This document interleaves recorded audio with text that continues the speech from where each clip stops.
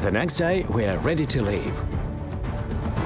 It's morning in Koka, my friends. We are starting our expedition to the Waorani tribe, which is considered one of the most cruel in the world.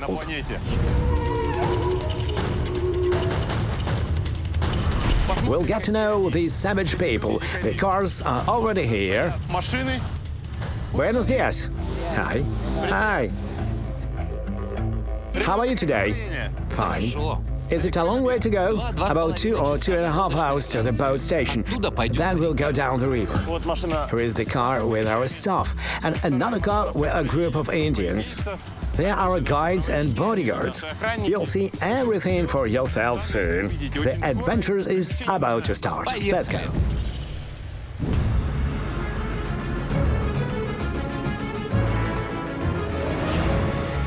We've already left the city. Now we're in the jungle, where a nice asphalted road has been built. And it's much more than just a road through the jungle. It won't be an exaggeration to say this road has completely changed the life of the Waorani, who are we about to meet. 70 years ago, there was the impassable jungle here, where the cruel and warlike Indians lived. They didn't let anyone on their land. People stayed away from them out of fear. Maybe they would still be hiding in the jungle if the massive deposits of oil weren't found in this area. The first contact of the Waorani with the outer world happened after the oil deposits were discovered here. Of course, the active oil development has started then. But all the people who came to this jungle in the search of oil were killed without a warning. The situation was very complicated. The Waorani didn't let the oilmen enter their land, but the oilmen didn't stop as huge money was at stake. A real war has started. The situation seemed dire. How can you negotiate with people who don't accept any reasons and don't hesitate to kill? The first attempts has started to convert the Waorani into Christianity and to explain to them the main commandment, "Thou shalt not kill." They managed to make arrangements with several Waorani groups. They became contact, they come to the city, wear jeans and get an education. But there are still groups which refuse to make contact and kill anyone who steps on their land. I'll jump ahead and tell you, these are not just scary stories about some mystical savages. During this expedition, we'll meet many witnesses and even victims of such attacks. Moreover, we'll meet the murderers themselves. But the road we're taking now has actually opened the way for the oil production in Ecuadorian Amazonia. Ironically, it's called Via Auca, which means the road of savages. Look. There is a car which belongs to the oil company, so this region lives off of the oil. If you look at the map, it becomes clear that Via Auca is not just the road connecting the cities.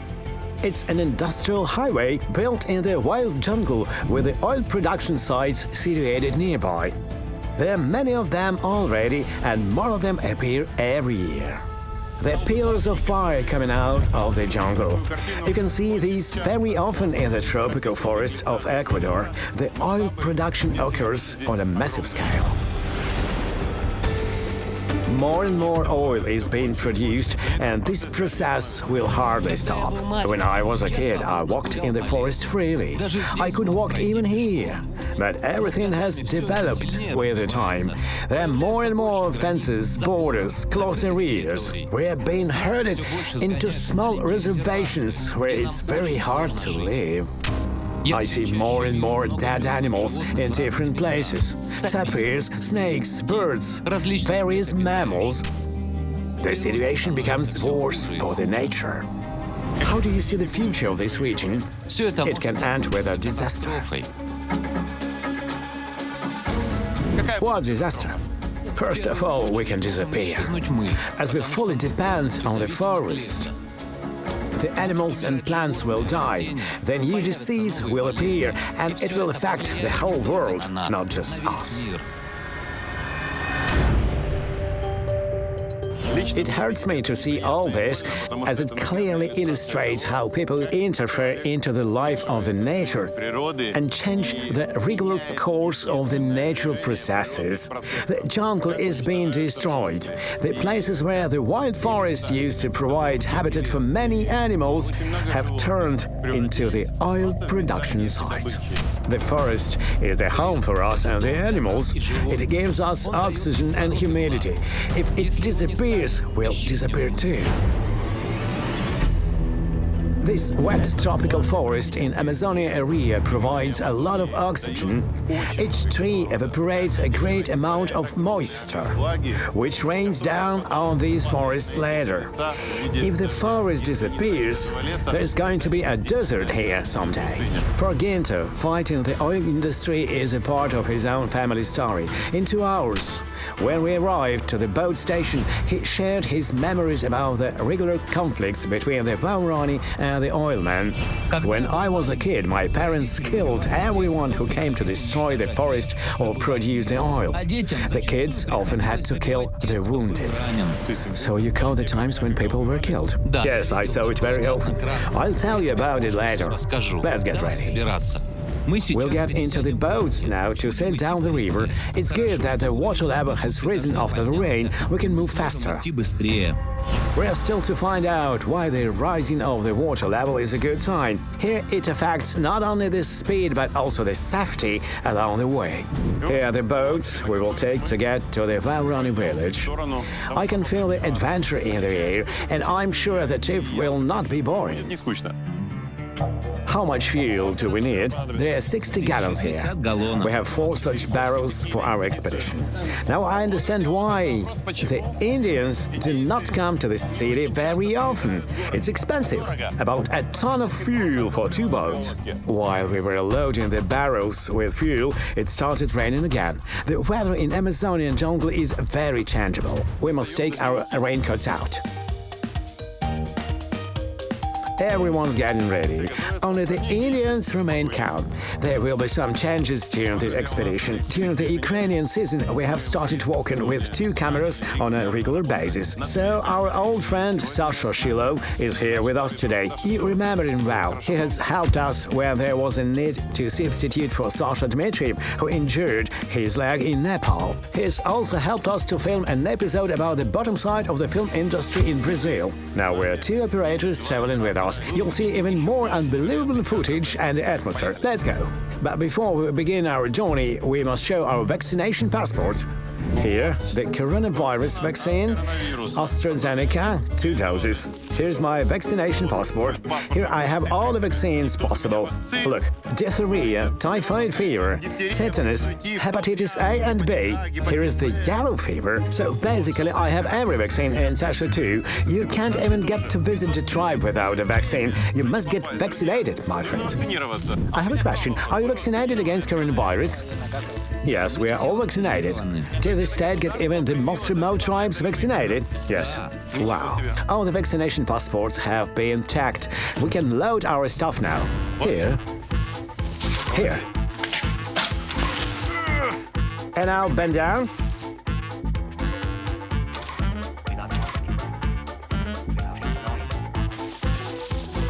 Toilet paper. Do Waorani use toilet paper? This is for you. For us, thank you. I thought, really? There are plenty of leaves. Why do we need gas? To cook on the way. It might be hard to fix a fire when it's raining. We've never had such an expedition to visit the tribes with gas before. Why do we need a gas chainsaw? Big trees fall into the river sometimes and block the way, so you have to cut them while moving down the river. What did you do when you didn't have the chainsaw? We waited for the river to rise. Finally, our luggage is packed and loaded into the boat. Let's get acquainted. What's your name? Mauricio. I'll manage the boat on our way to Bameno. Wilson. I'll cook. We are lucky to have a cook on board. Hello, charming lady. What's your name? Celia. I'm going the same way. I'm returning home to Bameno with my kids. 2 little cuties. They're Justin and Ray. We'll need to go through the territories of the non-contact tribes, so we'll need more people in our group. When these tribes see a large number of people, they usually don't attack. And you, young man? Namo. I'll manage the other boat. So everyone is ready and we are departing. I'm putting my hood on, as I think I'll spend the next 10 hours soaking wet. But it will be very, very interesting. Well, 10 hours was an optimistic guess. We have an unpredictable way ahead of us. The journey time depends on the water level and on how the things will go in the expedition. It can take us a few days to get there. Our team will go down this twist river, Shiripuno, to get the most distant Waorani settlement, Bameno. Guinto, why could it be dangerous to go by boat? You might hit a sunken log or get aground. But the worst thing is that we might get stuck in the non-contact tribes territory. Where is this place and how far is it? It will take about 6 hours. Is it really that dangerous? Can they hide in the forest so we don't see them and then attack us or shoot at us? Yes, if the water is low or if we stop in their territory and go ashore, they can attack us. In fact, the Tegueri are a kind of Waorani too, but they don't want any contacts with the outer world and are ready to kill anyone who sets foot on their land. Is there a delimitation of the territory? Yes, and we try not to violate their boundaries. We never enter their lands. We can only pass through their territory quickly by water. Is it some kind of unspoken arrangement? Yes, and the Tegueri, in their turn, try not to come close to our settlements, which are situated around their lands. They know you can find one of the modern villages if you walk for 2 or 3 days. I remember our conflicts with the Tegueri since I was a kid. Sometimes they accidentally walked on the roads built by the oil companies. These roads have led them to civilization. When meeting people there, the Tegueri started to attack and got killed for that. So these tribes have decided not to have any contacts with the civilization and are now living in their secluded world. How old are you? As always, the people in the tribes don't remember it. He's trying to remember, at least approximately. His documents say he's 66. Older people don't remember their age or the date of birth. The Waorani have a different calendar based on some natural events like harvest, etc. Dad was born in Chonte. It's when the peach palm ripens, somewhere in April. So they put an approximate date of birth in his passport. So you were born in the middle of the 50s. Were you also the non-contact Waorani? Yes, when I was a kid, we led a quiet life in the forest. We hunted and gathered yucca, but one day we heard some strange noise in the sky. And the voices. That was when I first saw a plane. We were very scared. We cast the spears to hit it. My parents were terrified. They thought it was a monster or a ghost, which we call paramuaya. The voices speaking Waorani were heard from that thing. They said they came in peace and wanted to help us. Only when we saw a man sitting on that plane, we understood it was not a monster. Imagine that, my friends. Not so long ago, in the 70s, our parents have already used the planes to travel, and this man saw a plane for the first time and got scared. His whole family thought it was a ghost. When did you first find out there were other people except the Waorani? I don't remember exactly. I guess when I was about 20 or 22. I met a stranger in another village and she told me there were other people, other nationalities who speak different languages. She even offered me a job in the city if I went with her. How did you react when you learned there were other people on the planet? It came as a big surprise for us. Different people, different way of life. We live in the forest, everything is common here, and they had their own things. How did you adapt to the new realities? We didn't even realize how that happened, but the girl from our tribe, Dmytro, and the American missionaries helped us a great deal. They told us how to live in the modern world. They said we had to wear city clothes instead of being naked if we didn't want people to be afraid of us and think we're savages, and to behave appropriately.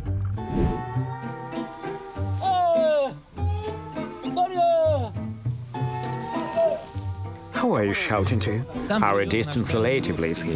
The Waorani's relatives live here too. It was funny when he passed the house and shouted, "Oh, whoa!" and they responded to him. That meant there's someone in the house.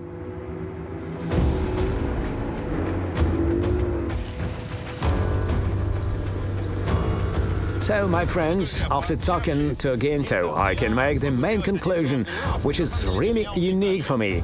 Yes, our ancestors used to go around naked too, but it took them thousands of years to become modern people. Here we see an example of super fast evolution.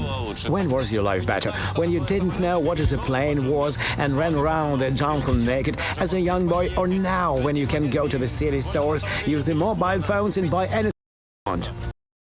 Pretty long life, and I can tell you that it was better before. Yes, we didn't have shops and markets and the variety of food, but the whole forest was ours, and it gave us everything we needed.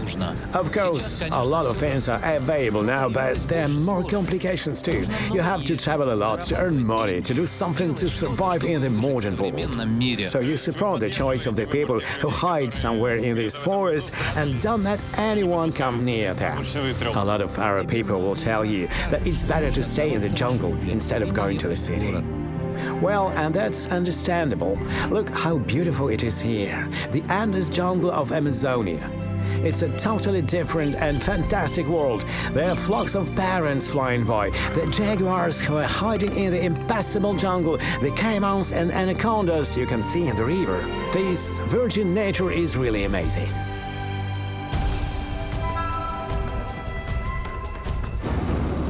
We were admiring the nature and didn't even notice the end of the day. It's getting dark. Where will we spend the night? Actually, we plan to reach the shelter in the jungle. We need a few hours to get there, but our second boat has fallen behind, so we must stop somewhere and wait for them. While we were talking to the guides, I didn't even notice that our second boat has disappeared from sight. It's getting dark, but they're still not here. Let's make a stop here at the beach. Are there non-contact tribes here? No, they live far away from here.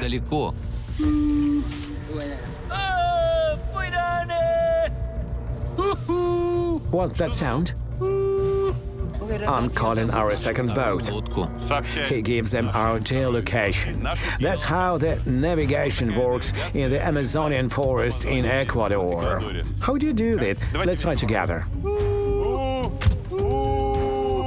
It's ooh, not oh. You do it with your vocal cords, and you need to blow like a pipe. Let's try again. Imagine you are sending your voice far away. We learned to do it since childhood. Get up, boss. Let's shout together. Our people have fallen behind.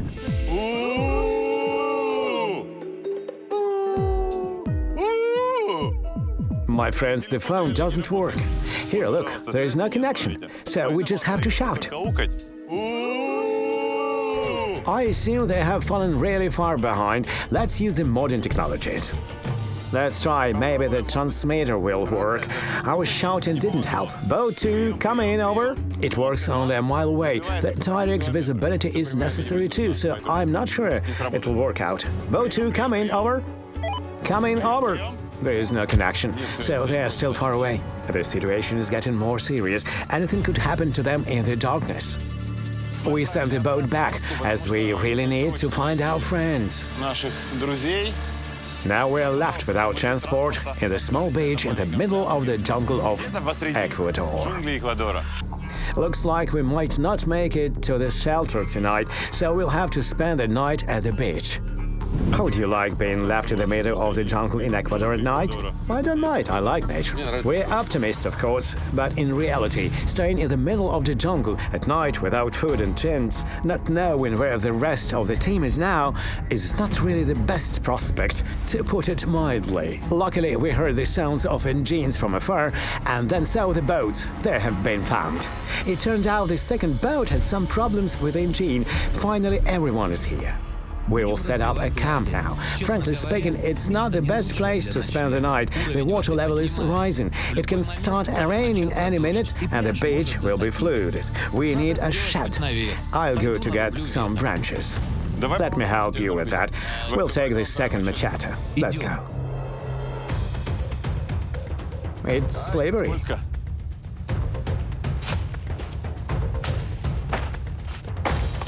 That's what the tropical jungle of Ecuador really looks like, my friends. There are no tourists here, there are no paths, no civilization. People do not live here. These trees are good for the shed. I will cut these. My friends, the laws of jungle work here. Of course, I'm against the deforestation, but here you either kill or be killed. If you spend the night in the jungle, you need to prepare a place to sleep. These are the laws of survival. Yes, we'll need to cut a few trees now, but not more than we need. We don't cut the trees massively. We take as much as we need to survive. Sasha, help us if you want a nice place to sleep. And the real Indians don't need machetes. Our second boatman got some branches for us with simian agility. We started late today. We had to start an hour and a half before the sunset. It's good, we have lanterns. Everything is wet after the rain. Here's what spending the night in the jungle looks like. Not romantic at all. Besides, there are a lot of insects here. Sasha, look, a cricket. The jungle is one of corners of the planet replete in the wildlife. If you come here, you must wear long-sleeved clothes, because except the harmless crickets, there are many deadly insects and spiders here. If you are not lucky, you might not come back from the jungle alive. Enough chatting. We need more leaves for our hut. They will help us to keep the warmth. We'll put them on the ground. Never spent the night like this. So, what happened here while we were in the forest? Wow! He's cooking the chicken, his rice, and water. Look, he used some gas, and now a good meal is being cooked. Cool! That's what the modern tribes are like. While our meal is being cooked, we'll build a shed for the night. It's pretty simple. 4 sticks, a tent, some leaves to cover the ground, and our shed is ready. We have to get it done quickly so we can go to sleep, as the water level is rising, and we can have a surprise here at night. See the water? I'll draw the line, and we'll see how fast it gets here. We might be flooded here. We might, or we definitely will. It's nature. Nobody knows for sure. If the water comes very close, we'll need to get out of here quickly. It's all about the rain. We saw the downpour in another region. There's a lot of water now. Now it comes down the stream and this place is about to be flooded. Only 5 or 7 minutes have passed and the line I drew is already covered with water. Look, the water is rising very quickly. It's getting closer.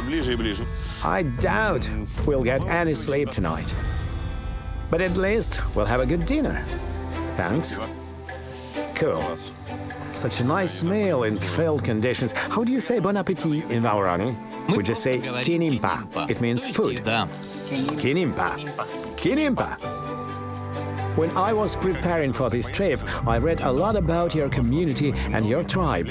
I learned some Horrifying information. You're called aggressive and cruel, especially the non-contact tribes. That's true. In 2016, the non-contacts killed our relatives in Waorani. They mixed them up with someone else from the city because they wore modern clothes. Why were they attacked? Only because they wore modern clothes? Maybe it was an act of revenge, as their settlement was attacked 3 years before that. And when they saw a couple in the modern clothes near the river, they thought these were people who attacked their settlement, so they decided to take revenge.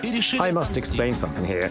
Our boatman has mentioned in the modern Indians attacking a non-contact tribes in 2013. The news was caused a stir in Ecuador. I'm talking about the most known massive attack in the last years. At least 20 non-contact Indians were killed then. Everyone was shocked with the fact that the attackers were modern Indians. Nobody had expected the civilized Waorani to return to their old habit, the blood revenge. By destroying the whole settlement, they took revenge for the death of their tribal elders, Ampore and Buganei. That's why the boatman thinks the murder at the river was also an act of revenge. It happens just recently, so the blood revenge still exists. Back in the city, you told me that you're asserting the right to kill on the legislative level. If someone offends me, I can take a revenge and kill him. It's normal for us. So the young people study the laws to unite these two worlds. What internal laws not acknowledged by the state do you have? After that attack in 2013, the state put everyone who participated into the jail without looking into the matter. The state laws don't correspond with the Waorani traditions, which existed long before the state even appeared. We want our traditions to be taken into the consideration before we are sued. In other words, even the modern Waorani think that they have every right to take revenge and kill. In the 21st century, it sounds absolutely ridiculous. Considering the recent murder, does it mean there is a possibility that any of us can get killed while traveling here? We don't have contacts with the Tagieri and the Taramanari, but they still have a tradition of blood revenge. So yes, it can happen. To them, we are different. We look differently. We wear clothes. We don't wear the discs in our ears. So I always say we must be careful while traveling through their lands by water. The most important thing is to go through the non-contact zone as quickly as possible. You can't even stop to pee if you are in the area where they live, because we don't know who might be hiding behind the trees. I feel it's going to be a hard day tomorrow. Thanks for the delicious dinner. First of all, I'd like to thank the cook. Look, we're going to drown. Oh my God, the water is already here. It's here. When we started to eat, the water was 2 meters from here. Look at this. Wow. I think it might not be possible to spend the night here. What are we doing now? What's the plan? I think we must take the boats and move on. We'll try to get to the camp where we planned to spend the night. Sure, let's go. It's really dangerous and risky to sail down the river at night. It's very twisty. You can't see anything. The boatman is by the stern, so Miguel is standing at the front of the boat to warn about the possible obstacles on time. In the darkness, you can easily run into a sunken log, turn the boat over, get your stuff drowned, and meet the dangerous inhabitants of the local waters. A crocodile! A crocodile! Luckily, we finally reach our shelter. Wow, fantastic. The wooden stairs, what's this place? It's an abandoned tourist camp, a nice place to spend the night. Wow, it's a real house. Or rather, a big terrace. That's where we will sleep.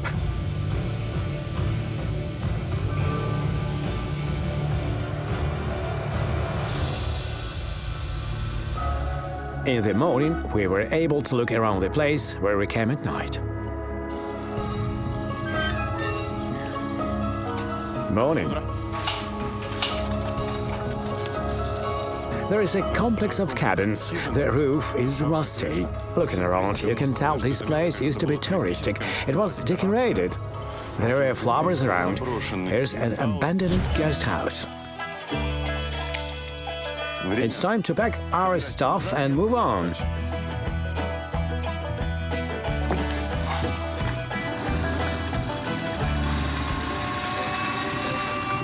Poland. We've been sailing down the river for almost 2 days now. We want to know the Waorani tribe better. Honestly, I have some mixed feelings. On one hand, I really like to meet the non-contact Waorani, but on the other hand, I really want to live. It's a natural desire of every human, so I'd like to meet them on condition that I stay alive and go on with the shooting. The landscape didn't change in half an hour, but our guide's mood has suddenly changed. They had clearly tensed it up and became alert. We were entering the non-contact tribe zone. There are 2 places where people have been attacked recently. It is one of them. Yes, a friend of mine, Manuel Kawe, was traveling here with his 2 colleagues. They stopped to bail out the boat. Suddenly, he noticed some Indians with spears running towards them.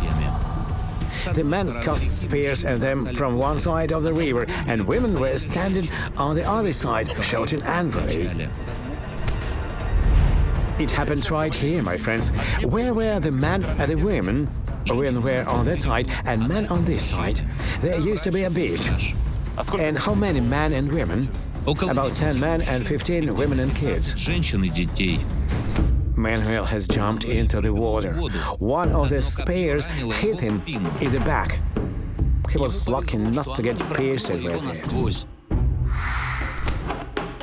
At that moment, the boatman took out the gun and shot into the air. It frightened the Indians and they ran away. Was anyone killed then? No, all 3 men were just injured. One of them started swinging his arms, trying to prevent the Indians from attacking. The spear hit him in the arm, pierced it, and hit his chest too. What do you feel when you travel here? We always feel uneasy. We look around and listen to all the sounds and noises attentively. We try not to stop here, and we never go ashore. Does this area still stay the non-contact tribe zone, or did the territory shift nowadays? No, this is their territory. They are still here. They live in different places. Up there and here, closer to the river. So in theory, they can be somewhere out there. And see us now. Or maybe there. Yes. Somewhere in the jungle, there are people who can attack us. For some of you, it may sound like a fairy tale or a movie plot, but it's true. And here are the living people who can confirm it. A researcher from Brazil, José Carlos Meirelles, has also told us about the non-contact tribes' attacks. He barely survived after one of these attacks. And a year after our conversation, the non-contact tribes from the same Amazonian forest had shot his colleague with a bow. It was all over the news. Traveling through the non-contact territory is really dangerous. Start the engine, we must get out of here. I feel uneasy here. You can't stay here for a long time. We need to pass this place as quickly as possible. The world